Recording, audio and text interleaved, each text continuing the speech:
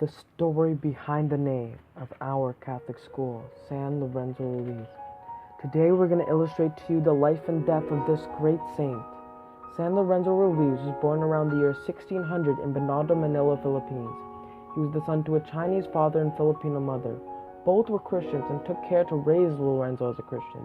He served happily at his parish church as an altar boy and calligrapher. Later, he married a woman named Rosario. The happy couple had 3 children, 2 sons and a daughter. In 1636, Lorenzo was accused of murder, allegedly killing a Spaniard.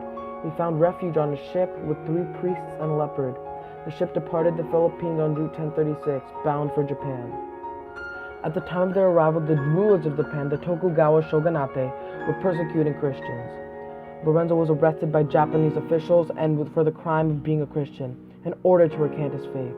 When he refused, he was imprisoned for 2 years. Lorenzo and his companions were tortured by water, which was forced into their mouths and down their throats and out their noses and ears. Despite the painful torture, they didn't.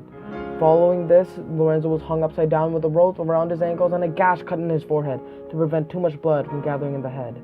This caused them to bleed to death over a long time.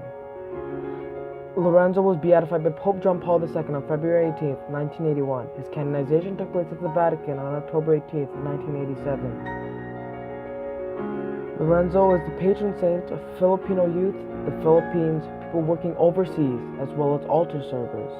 He's also the first Filipino saint. September 28th is the feast day. San Lorenzo fought hard for his faith and never gave up on it, even at death. Each day at his school, we fight through hard times so that we may come out on top, just as San Lorenzo did. We fight through our studies and know that Jesus Christ, as well as God, is with us all the time. If I had 1,000 lives, I would give them all to the Lord, said Lorenzo. We should each be able to have this type of faith in God.